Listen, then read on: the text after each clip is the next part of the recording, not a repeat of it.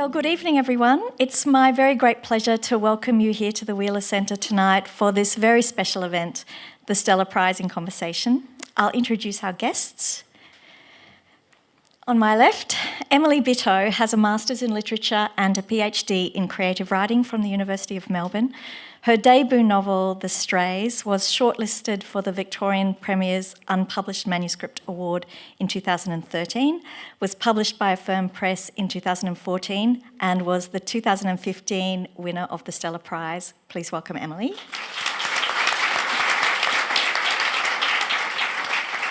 Next to Emily is Clare Wright. Clare is an award-winning historian and author. She's worked as an academic, a political speechwriter, a consultant historian, and a television and radio broadcaster. Her book, The Forgotten Rebels of Eureka, was also shortlisted for the Prime Minister's Literary Prize, amid many other prizes, and was the 2014 winner of the Stella Prize. Please welcome Clare.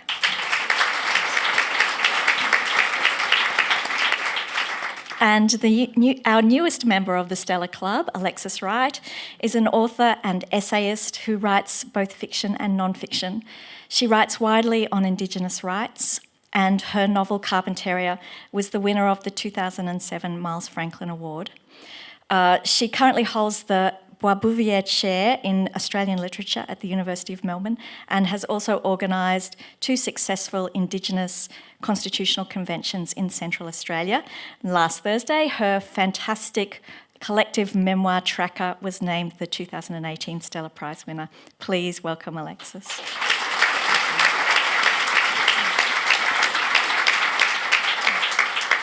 Well, I've had a lovely couple of weeks rereading Emily's book and Clare's book and reading Tracker for the first time, and I was quite struck with the similarities that ran through them. They're all about stories of remarkable people and who controls those stories. So I kind of would like to start with you, Emily. Yours is the only novel among the 3 books. You have a narrator who tells your story, Lily, and she's an outsider to the Melbourne art world. Can you tell us a bit about her and the story that she tells in The Strays? Sure. Excuse me, I've got a lingering cold at the moment. So Lily is the sort of first-person narrator of The Strays, and when she begins telling her story, she's telling it sort of later in life and looking back to a very pivotal period in her childhood when she became friends with another girl, Eva, who's the daughter of a sort of notorious artist. And it's set, that period of time in her childhood is kind of during the 30s and 40s in Melbourne. And so she sort of becomes involved in this group of artists, ends up living in Eva's house through various circumstances, and then, you know, is later on reflecting on her experiences during that time and what she observed as a child and the way that she kind of interprets that later and the impact of those experiences on her. Were you conscious in choosing her as the narrator because she wasn't quite a member of that sort of clique? Yeah, definitely. And I mean, I think as a reader, I'm often drawn to those sort of peripheral narrators that, you know, are kind of involved in the action but have the necessary sort of distance to be able to reflect on what's going on with that outsider's eye. I think it's sort of a complex and interesting kind of perspective often for a narrator, and one that I often enjoy reading, I guess. I think it is. It really adds so much to the work, and it's something that I thought about when I read Clare's book as well, because in Forgotten Rebels, it's really the story of these women who had quite a pivotal role leading up to the Eureka Stockade, but have been forgotten by history. How did you feel about rediscovering them? Yeah, I've never made the connection between Emily's book and my own. Thank you, Toni, for that. That's fantastic. I love it. Yeah, well, these women were central to the story of the Eureka Stockade. They were part of the history because they were part of the community at Ballarat at the time. They didn't know they were making history at the time. We make history later when we decide that an event has been particularly important for a particular reason, and we continue to write about it. And we tend to, well, there are various processes that go on to make that story writing happen from a particular perspective. And in the case of the Eureka Stockade, that had been always written from a male perspective. So that it came to pass over the decades and then the centuries that it appeared to be an event that only men had participated in. Male miners, male military, men slogging it out on the Ballarat goldfields for male rights to the vote, for principles which were then gendered male, things like collectivity, unity, independence, freedom, the things that the miners were fighting for at the time. And those values, which then became ascribed as Australian values, particularly Australian values, became, I think, gendered male in that process.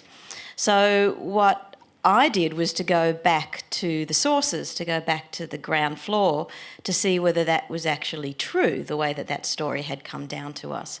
And I wasn't sure when I started my research. I had a hunch that it probably wasn't for various reasons, but I didn't really know what I was going to find until I actually did that deep archival research. And what it turned out to be was that the women had been central to every aspect of the events, from organising, mobilising, fundraising, petition writing, and were there in the Eureka Stockade, the actual stockade itself, were amidst the firing and to the extent that even one woman was killed. And those women knew that they were central. They didn't see themselves as outsiders. In fact, they got really cranky when they realised, sort of 30 years later, when the history started to be written, that they were being left out of it. So there are letters from women in the 1880s. So 1884 was the 30th anniversary of Eureka, and that's like a generation on. So everybody who was young and having babies and making a life during that pivotal time on the goldfields in the 1850s is now a generation later, settled, they're up to grandkids, and that's when they start to write the story. And when women realised that they were being left out of the way it was written, they write to the newspapers and they sign their letters with things like "a lady who was there." And they start to say our history. They start to use these collective pronouns and try to write themselves back into the story themselves. Unsuccessfully, it turned out, so that by 1904, the 50th anniversary, again, they had been basically completely left out of the story. And so when it then comes down generationally in the way that it's taught in school, etc., you get to, you know, when I was at school learning about Eureka, and you get to the male miners and the male military. So it wasn't a sense of them being outsiders or writing it from an outsider's perspective. It was actually a case of shifting the boundaries completely as to who was in and who was out of that circle. You know, quite literally, the stockade was a circle. So it was all about shifting that perspective. And some of the stories that you've highlighted there, a woman owned the hotel that was burnt down, that was the beginning, that really started things off, the tension off. The editor of the newspaper, the person who raised the most funds for the miners. All of them. The chief political writer who wrote most of the reports and got everybody really involved. So it's, again, all these stories that I've found myself, as I was reading the book, thinking, how did I not know this? And, you know, that's an interesting response, and I know a lot of people have said that they've said to me over it's 2014, almost 5 years ago now, that book came out, or it came out at the end of 2013. And I still get letters pretty much weekly from people who have read the book who say it's such a discomforting experience, because on the one level they absolutely loved reading it, it's a rollicking good ride, it's really fun, but it leaves them feeling very anxious because they start to wonder what other stories they've been told that they didn't know the full extent. When they feel like they were so comfortable with that narrative and it was so familiar to them and they knew that story, and then they realise there's all this other stuff they didn't know, how many other stories are we being told that we're only getting part of the perspective of? Thank you. And Tracker fits in perfectly with that point. For those of you who haven't read Alexis's book yet, it's a kind of communal biography of the Aboriginal leader and entrepreneur Tracker Tillmouth. He died in Darwin in 2015, and it seemed to me that at a number of times in his life he was an outsider. In his childhood, because he was a member of the Stolen Generation, and then as he negotiated his way between these different worlds. Can you tell us a bit about Tracker from the beginning of his life? Yeah, thank you. Tracker was he was a really important man in the Aboriginal world. He was a visionary. He had ideas. He was extraordinary. He just had ideas just pouring out of him day in, day out. And but he was a member of the Stolen Generation. He was taken away from his family in Central Australia when he was about 3 or 4. And he's with his two younger brothers, William, who was 3, and the youngest one, who's passed away now too, who was about 1. And they were taken to Darwin first, and then into the Rita Dixon home there for Aboriginal children, which was quite a notorious place. There's been a lot written about the Rita Dixon homes in Darwin, and then to Croker Island, where they spent all their childhood on Croker Island. And the policy at the time was to separate children as far as possible away from their families, so they would have no influence over their upbringing, and that was during the assimilation era. And so children from the top end of the Northern Territory were taken to Central Australia, and children from Central Australia were taken to the top end. So it was a terrible thing that happened, and a lot of children have suffered deeply, and families have suffered deeply over what happened. Tracker, I think, was a very smart little boy. Well, he was a genius. There's a number of times in the book that people talk about his photographic memory, the way that you could almost have a team of 30 people following behind him to catch these ideas that he kind of threw over his shoulder. That's right. That he didn't take notes about things. He just remembered things. He just remembered things. He could read things and then just pour it all back out. And I think he figured out very early in life, what he needed to do to survive in that situation. And he and his younger brother were, and then the youngest one as well, eventually. But he was lucky that he was in a cottage. Children were put in cottages in the mission, and he was in a cottage with 12 boys, ranging from young teenage years to virtually babies. And the house mother was a nursing sister, Lois Bartram, and she was a really wonderful woman, a remarkable woman. She used to read to the boys when they were very, very young. And the book that she used to read became very instrumental in forming his thinking. That's right. Novels like Cry the Beloved Country, and she would bring in music, from Black American soul singers, and gave these boys an education that was a bit different, so that when she was trying to prepare them for the outside world when they would leave, when they were adults. And Tracker went on from there. It was a very he had to find his way back into his own family and people. And in Central Australia, it wasn't an easy path, but he was a person of great humour, and he very, very funny person. That's something that's continually all the way through this book, how hilarious he was, and some of the stories. The first story about him taking a delegation to Geneva to the United Nations is hilarious, and everybody's recollection of him seems to be this incredible wit that wasn't an add-on, it was an integral part of the way he saw the world and the way he used it to affect a result. That's right. He was a great strategic thinker. He could work out the politics, of any situation very, very quickly. For instance, the Mabo decision was a very good decision, but how the government treated it in developing native title. He told a big meeting of Aboriginal leaders, and he said, well, I had to tell them, that I don't like your donkey, and he said native title was it wasn't going to be the big black stallion that everybody thought it was going to be. It was a donkey, and he says, I had to tell them, I don't like your donkey, and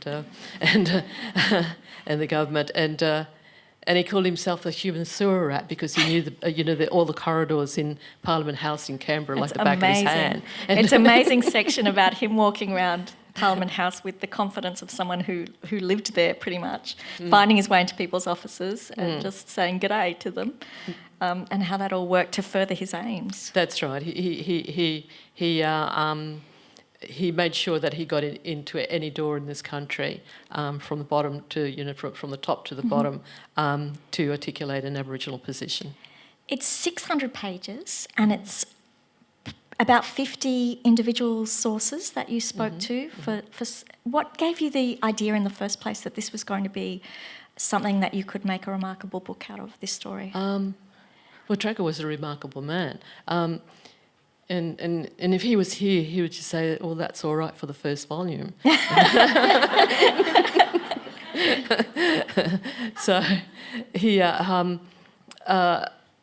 always wanted me to do some writing with him. He had jobs for everybody, and so he made sure he knew everybody and he knew what their strengths and weaknesses were. And he is quite happy to tell them what their weaknesses were too, and whether you liked it or not. But he always had jobs for people, and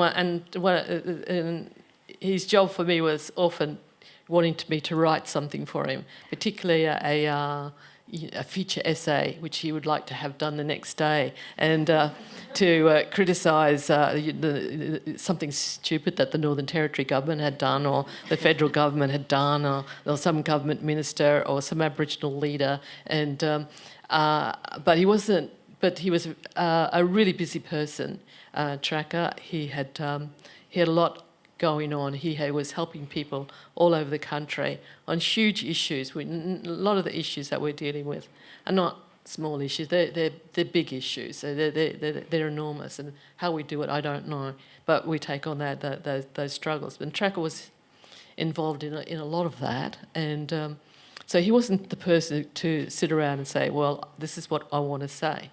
And he wanted me to read his mind, and I'm not too good at that, and so it was difficult trying to figure out how to do some writing with Tracker. But after I finished the Swan book, I was talking to my publisher, Ivor Indick, and he said, well, you always wanted to do some work with Tracker, some writing, and perhaps this is the time to do it. And so then by sitting down and really focusing on how I might do this book, it seemed to me the right way was to do it as a collective memoir. I didn't think I could write a Western-style biography on Tracker, and I don't think many people in the Aboriginal world would have thanked me for doing that. He was far too important. And his life was so big. People would say he was too much. He was way out there, and he would say to his friend Owen Cole, I'm a chameleon. I can be whatever you want me to be. And he would, because he didn't say, oh well, I'm just a member of the I only talk to Labor Party people, but he talked to everybody. across the board. He took and he made it his business too, and. Or you'd say, I'm a virus, I can spread myself anywhere, and you'll never get rid of me. And as it is, I'm still working for Tracker. Claire, you also understand this idea of an enormous project, working for people. Was it 10 years you spent on the Eureka Women? I did. What made you think at the beginning that this was going to come out to be a book, that this was going to be worth such an enormous investment in time? Well, it actually started as my postdoctoral research. So in order to get a postdoctoral research fellowship from the Australian Research Council, you need a big project, or at least a big question. And I thought it was a big enough question that it might be grant-worthy, which fortunately it was. And so part of the long journey was that I was doing the postdoctoral research. I was raising small children, and I had a new baby just at the beginning of that book, so that elongates everything. And but then I was also doing academic publishing that came out of that research. So one of the things about writing that book is that I wanted to write the book I wanted to write. I didn't know whether I was capable of doing that. And I suppose what I mean by that is that my previous book had been my thesis book. It was my PhD that very fortunately was published. It was because it was a PhD first, it was argument driven, the way that most scholarly works are. And I did write it to be read, but it could never really fully lose the DNA of the thesis. Interestingly, Emily's book was a thesis also, but it being a thesis by a PhD by creative practice, your thesis element, as I understand it, was to write a novel. Maybe I should have gone down that path. But it's a cracking read. It's all these little stories with, again, a very nice line. Yeah, of but wit. my thesis book wasn't such a cracking read. Right. I suppose that's what I mean. As Don't buy that one, buy this one. historian,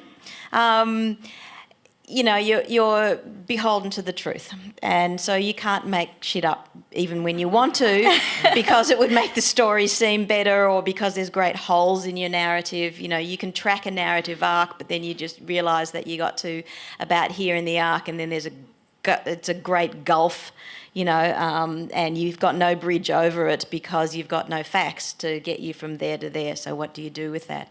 And that's why most scholarly works tend to be argument driven, because you can control your argument in a way that you can't control the narrative.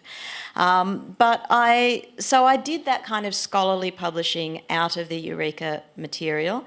And then because a postdoctoral book, you don't even have to write a postdoctoral book if you don't want to, but I did.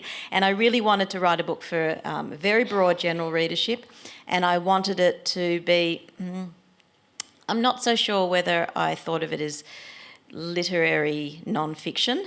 I've since discovered that there's something called creative non-fiction, because I sat on a panel here about creative non-fiction. Didn't know that's what I'd written before I was asked to participate in the panel, but I was very happy to participate.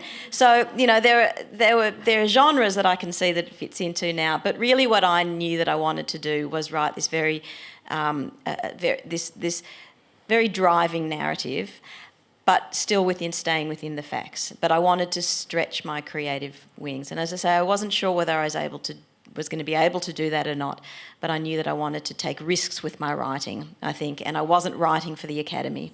And it's hard to get the academic monkey off your back. It's a difficult thing to feel that vulnerable, I guess. Mm-hmm. People have asked me whether I'd ever write a novel, and my editor thinks I'll never write a novel because I'm not brave enough. and I think she's probably true. I think that there's a level of vulnerability that writing fiction must expose you to, that somehow that non-fiction allows you still to have kind of rules that you've got to stay within. And Emily? So it was a risk-taking book for me, but I still think that there are limits to that. Emily, was it very brave? Did it take a lot of bravery to write your novel? Well, I think the fact that I did it as part of a PhD, I allowed myself to believe that no one would ever read it as I was writing it, which I think is a good strategy when you're writing your first novel. Just think, my supervisor will read this and 2 markers, and that's probably where it will stop. But that wasn't where it stopped. You entered it in a competition, but there was an enormous amount of work again in this. It strikes me that they're all very research heavy. Like, you had to create that Melbourne modernist art world that feels so real. I suppose it's a relative of the Heidi group without having any of the people in it. How did you go about that research? How did you start that idea? I mean, I've always been fascinated by that period of Australian history and art history, and that group particularly. So I just sort of did a lot of reading around those people. And there was a point where I wasn't quite sure whether I was going to actually, maybe not necessarily name them as those characters, but make it a little bit more directly built around those particular people. But in the end, I think, it's actually interesting what you say, because I feel like for me, it was less brave to say, these are just made up characters, because then I didn't have to sort of be beholden to, that test of facts and having people go, well, that's not that person, or you've got that wrong, or anything like that. To me, it's kind of more freeing in a way to be outside of that realm of facts, because I can just say, well, it's in my head. I just decided to make it like that. Alexis writes both fiction and non-fiction. Do you think it takes more bravery to write fiction?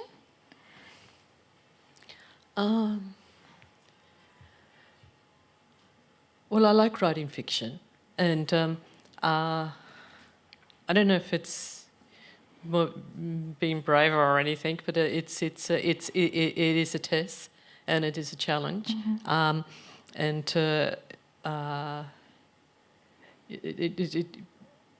we take the sort of risks that you take in writing books, particularly a book like Carpentaria or the Swan book. But with Tracker, I think it was that was a major test as well, and because there was so much material, and it just and I wasn't too sure if it would work as a I wanted to do it as a collective memoir, and I thought it really I wanted it to be a book of our times, and our place in the world. I'm talking about Australia and Australian literature too. Yes. I'm not just talking about us as Aboriginal people, and but I wanted it to. I was thinking about it being a. The more I write, the more I'm interested in our own storytelling tradition, and how we make stories, and how we keep stories, and how we practice stories. Mm-hmm. And so I thought with Tracker, it using that kind of consensus model in that every meeting that I've ever been to in my life, in as family or as community or as and some of our in our national meetings, it's always been decisions are made. The story that we put out is a story made by consensus, mm-hmm. where everybody is given the right to speak, and so everyone speaks whether they're telling a good story or a bad story, but in the end, somehow a decision is made about what the story will be, and. Sometimes it might take days afterwards for you to really figure out what that story is. But that's what I wanted to bring into this book, which is also, I felt, was the same way that it happens in the traditional sense in law stories, where people have responsibility for different parts of a story, over maybe long distance but people have responsibilities here, how the story is practiced and how it's kept. You used the term a couple of times, cultural sustainability, which I'd never really thought about before. But that kind of feeds into the way the story is told as well. It's told in a very culturally sustainable way, so that the story comes back to the fundamentals of the culture. Yeah, perhaps. Yeah. So anyway, that's the. But it's I in doing a book the way I did Tracker was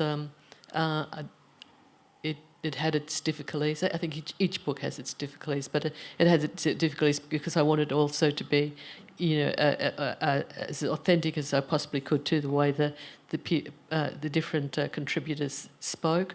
I wanted to try and bring how they're fantastic, the marvellous voices and way they tell stories. I wanted to bring it, almost the sound to put it on the page, and that's. Because I've been trained by my own people to do that, to listen, and so that's what I was trying to do.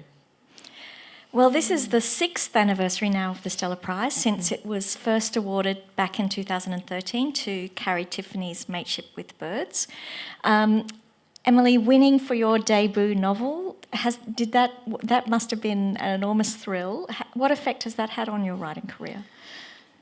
An absolutely enormous one. I mean, I don't even know really what to judge it against, obviously, but I do know, well, just to give one example, the novel sold, I think, as many copies in the 2 weeks after I won the prize as it had in the almost year before, since it had been first published.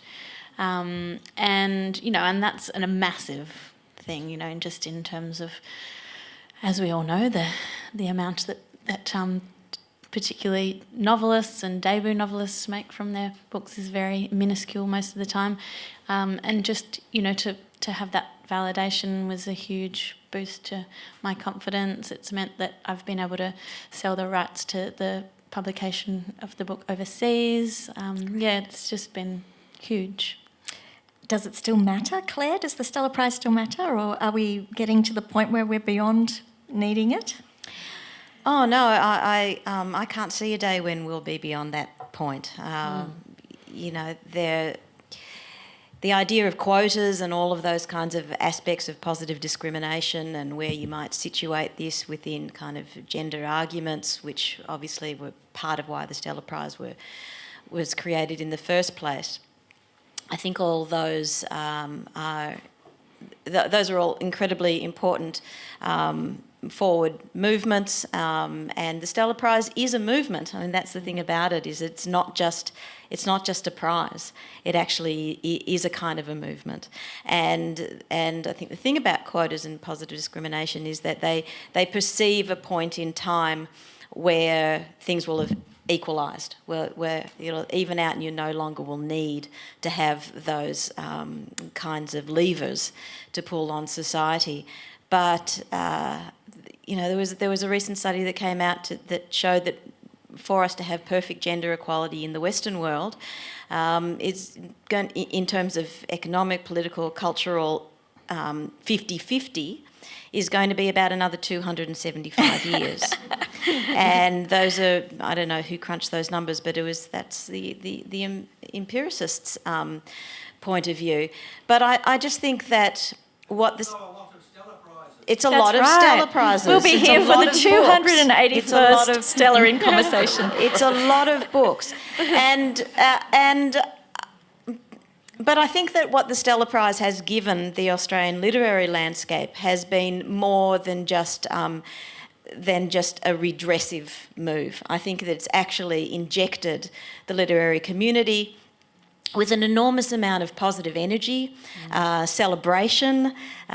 You called us the Stella Club or the Stella family or something. I mean, it feels that. It feels like there is, that the Stella Prize has started not only its own tradition, but that it has had really positive flow-on effects to other aspects of creative practice. And I don't see that as having any kind of limitation. So, that's about the prize in general, and certainly for the winners of the Stella Prize, in my own case, the flow-on effects just seem to be, it's not like you get to the end of your tenure and you hand the crown over to the next person. The kind of Miss World tiara goes to the next person and then you become forgotten. I mean, who remembers last year's Miss Universe? But the Stella Prize, I don't know, does anybody know who? But being a Stella Prize winner, it goes on the front of your next book, and it is actually there's kudos behind it. It's probably not very politic to say, that question you always ask, what's the book that changed your life? I mean, you're not really supposed to say my book. But, you're supposed to say Virginia Woolf or something. But actually my book changed my life because it won the Stella Prize. It does, as Emily said, it translates to book sales, which is wonderful, and publishers love that. And I'm under contract for 3 more books to my publisher at the moment, one of which will be published in October. My book is optioned by a film and television company. It's being made into an 8-part television drama series, quite possibly a Netflix original. That we're talking about at the moment. We've got a Hollywood writer coming over who read the book and wants to be involved. So that process starts shortly. It's like this great snowball. And from my perspective, Stella kicked that off, and I couldn't be more grateful. Emily, have you heard from younger writers? Do you think it influences younger writers, and does it influence readers, do you think? I think so, definitely. I mean, to be honest, I opened a bar shortly after, actually before winning the Stella Prize, so I kind of had stopped doing a lot of the teaching that I was doing before then. But, just in the events that I've done and stuff like that, I think I guess what I see probably more in even just the short time that the Stella Prize has been around is a sense among sort of young female aspiring writers that there is a future to that aspiration. And, that's something that I really used to notice teaching, that young aspiring male writers assumed there was a future and young women kind of were pretty doubtful. And I think it's really nice to have a much more public kind of model of a possible future that is a nice positive one. So I think I've definitely seen that, which is amazing. Toni, can I add one more thing to that? Because I think this is another really important part of it being a movement, is that the Stella Prize part of it is the kind of Brownlow medal moment where you get to frock up and it's a bit glamorous, but actually the work that the Stella Prize people do on the ground, particularly in schools, is the not glamorous drudge work part of it, but it's where real change is being effected. So the Stella Schools program is about actually changing curriculum in schools so that kids, boys and girls, are reading more books written by Australian women as part of their school curriculum. And that is actually changing gendered perceptions about who the important protagonists in literature, in history, in fiction and non-fiction are, the perspectives that life and stories are told from, and those are the much more subtle calibrations of where we're at. And that's all going on behind the scenes. I know there's a new school being opened up in Melbourne's north, Preston High School, and the principal there, who's going to start from next year, is consulting with the Stella Prize schools manager about building curriculum from the ground up with the kind of resources and support that the Stella Prize can offer. And that was just not available 5 or 6 years ago. Even if there was a teacher who wanted to get more books written by Australian women onto the curriculum, where was the support for that? It just wasn't there. They were howling in the wilderness. Now they have somewhere to go. They have a whole list of materials. It's all on the website. People can come out. They can consult. That's where the real change happens. Thank you, Claire. And Alexis, it's all still very new for you. You must be still quite exhausted. I know there's been a lot of press. Your acceptance speech, you remarked on how surprised you were. What's your feeling about the prize and how it's going to feed into what is already a very busy and extremely awarded career for you? I'm not sure. I'm not sure. I already have a huge year coming up, and I've just taken on the Bouvier Chair position at Melbourne Uni, and in conjunction with the State Library, and also there's been a fairly, there's been a very good response to the tracker book, and already, and with I don't know what it is. I've been swamped with requests, invitations to talk different places, and to do different things or write things, and. So I did see this year as a year of finishing my praiseworthy novel, but I'm not sure yet. I'm not sure what'll happen, and so it's we'll wait and see. And it's been a big year already. We had a big launch for Tracker up in Darwin. In February, and then a week later I was over in China, and then got back from China, and this fantastic thing has happened. And what was the size of your audience in China again? It's I went over for Australia Writers Week, and the summing up of from the Australian Embassy in Beijing. Is that they had a total audience of over 1 million. Over 1 million people coming to see Australian writers, or watching them on screens. And on screens, being interviewed in China. Yeah, so they can count the numbers and all that. Yeah. So it's pretty fantastic. So there's lots of things happening, and I'm just sorting it all out. Of course.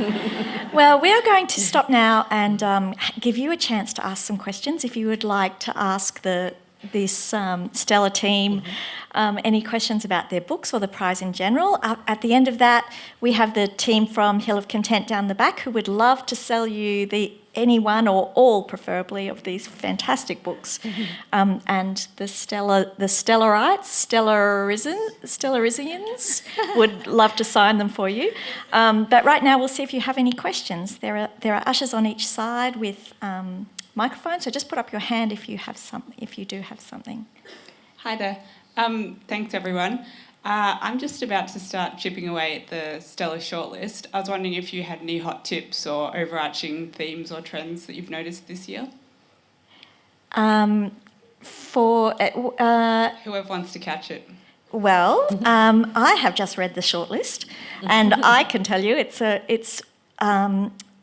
6 really unique ways of looking at the world, and they're all books that capture this idea of who owns these stories and how should they be told.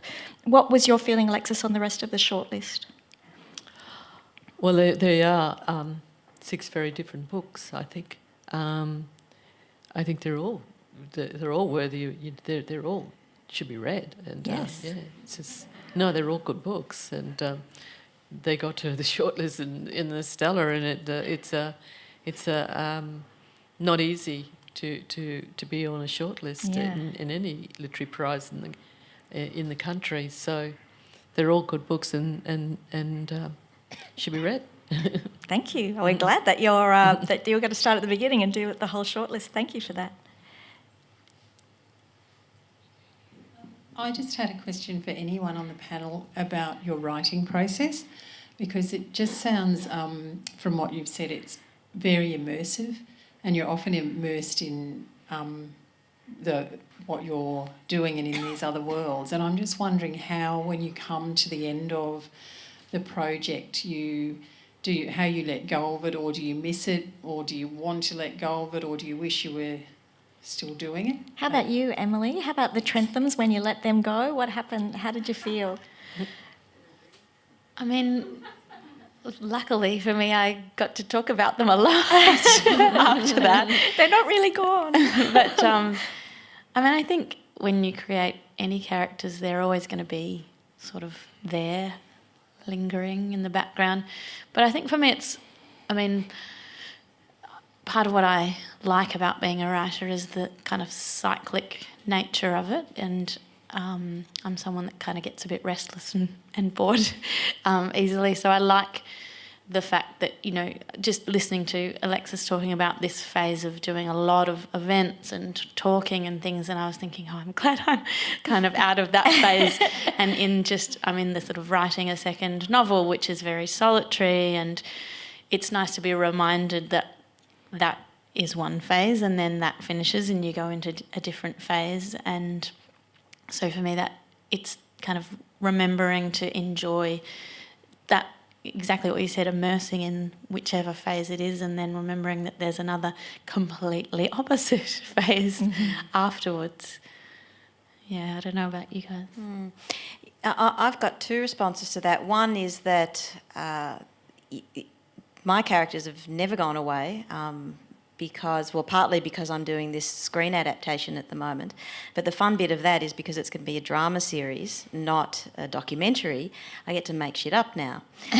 So it's about actually re-engaging with those real people who I know certain facts about their lives that I've discovered in the archives through that decade of painstaking research, and now being able to flesh them out as characters in a way that I couldn't because of the limits of the archive. So now I'm trying to work out, who's going to be whose lover, and who hates each other's guts, and I can put two people in a room together and make them have a conversation, which I couldn't do in the book because I didn't have any evidence to show those two people ever stood in a room together. Now I'll certainly be following my instincts and about I'm taking educated guesses as to what people would have done, what their motivations would have been, who they're likely to have had alliances with, who they're likely to be in an antagonistic relationship with. But this is where the gloves are really off, and I get to I get to play with them, which is going to be very fun. The second part of that answer is that I've just come out of that immersive experience of writing the second book, and I'm still kind of feeling a little bit traumatised by both the sheer beauty of that, the privilege of being able to spend 4 or 5 months immersed in 1901 to 1911, and being able to sort of pop out the other end of that day and come home and turn the television on. But it's like scratching a mozzie bite for me, that phase. It's like exquisite pain. And it's totally different from the talking about it phase. Emily and I were discussing this before. It's like scientists could put electrodes on your head and work out which side of your brain is your talking side and which is your writing side, because I don't seem to be able to really combine those two. And so I'm even feeling a little tongue-tied tonight because I've done very little talking over the last 6 months, because I've been in that very immersed stage, which, as I say, it's a privilege to be there, but it's a difficult place to be because it's not very social. You live really weird hours, your family hates you, and but then, hopefully you emerge with a book that people are going to want to read and you get to share all over again. Do we have any other questions? I see any other hands? There's another hand.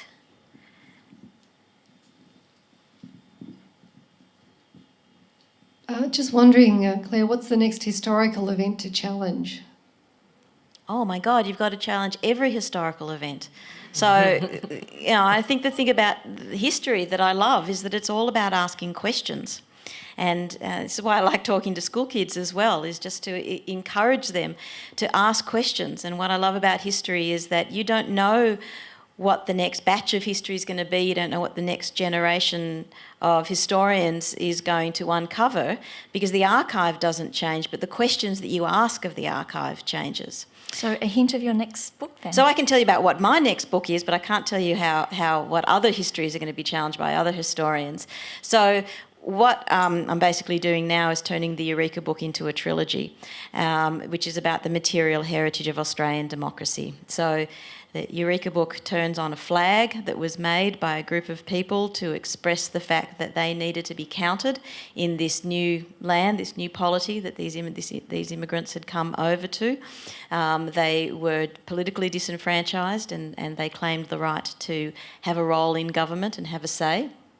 The right to be counted, and the flag that you can go to Ballarat and see stands for that. The next chapter in that larger story for me now is about the women's suffrage banner that was made by an Australian woman in London in 1908. It was paraded in 2 large suffragette rallies by the Australian women who were in London. So this book is about the role that Australian women played in the British suffragette movement. You might have seen the movie that had Meryl Streep in it a couple of years ago, Suffragette. You wouldn't have seen an Australian in that film, but they were there as part of that story because Australian white women had won the right to vote and to stand for Parliament in 1902, making Australia the most broadly franchised country in the world, and our democracy was the envy of the world. We were looked on as being the gold standard in democracy. So this book is about that 10-year or so period before World War I, where we thought that we were going to play this incredibly progressive role in the world. And we can see that story in the women's suffrage banner that hangs in Parliament House. Now you can go up and see that. And then the third part is, so women decided they wanted to be part of that, they wanted to be counted. And then the third part is about the Yirrkala bark petitions, which are also in Parliament House, where Indigenous people said they wanted, needed, deserved the right to be counted as well.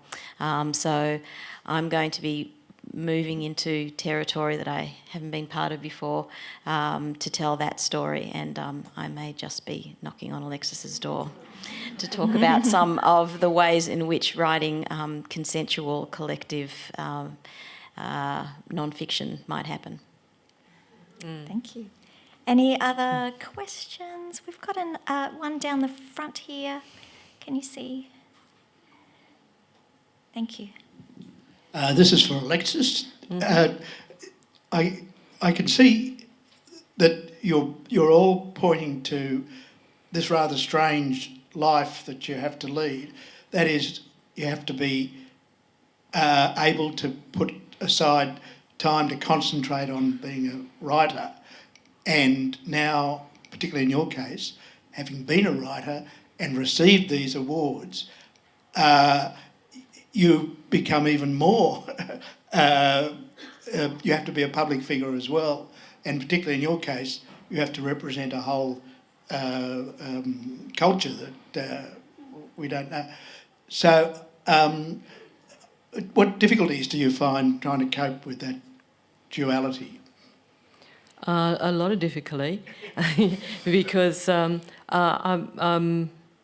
basically spent so much time alone writing, and then when a book comes out and I'm having to do some of these things, it doesn't sit easy with me, and and also it's difficult when you're an Aboriginal person as well, because people seem to think that you can talk about every aspect, about everything about Aboriginal people, and that's I'm not the spokesperson for everything, and I can't be, and sometimes I did tell someone in China just recently, I'm not the oracle, and so No, it is difficult because when I write, I'm really immersed in it. I think very deeply about what I'm doing, and in each book, and I spend the time alone to do that, and so that I can put the time in, because it doesn't. Each book has taken me about 6 years, even though I'm doing other things at the same time. But it takes a lot of time, and I don't mind putting in, for it to take that long, because it gives me a good amount of time to really think about the ideas in the book, what I'm trying to do, and it just percolates the book, much better.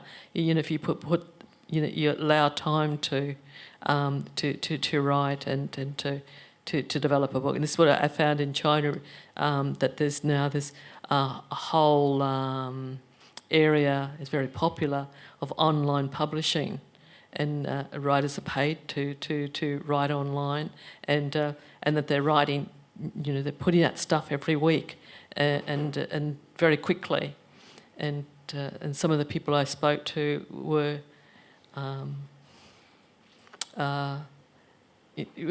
were appreciating the fact that what we're trying to do is put in the right amount of time to develop a book, and so that it is as good as I possibly can make it by the time it's finished.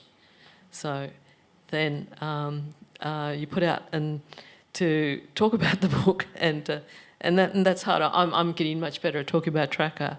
I blew the first interview, and about talking about Tracker, because it's very personal. He was a good friend of mine, and so I was a bit traumatised by the book and and getting that book out in the best possible way. I'm very happy with that book, but I wasn't ready to talk about it when it was first published.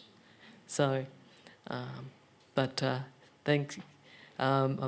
Stella management can be happy that I didn't blow any of these interviews this week. Well, you've done an excellent job tonight talking about this wonderful book.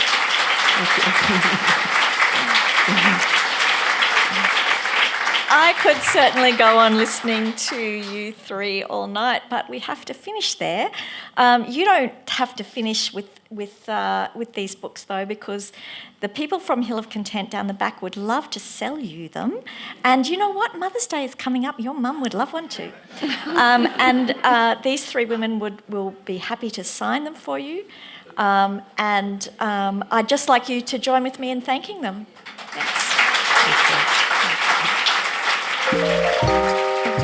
Visit wheelercentre.com for the best in books, writing and ideas from Melbourne, Australia and the world.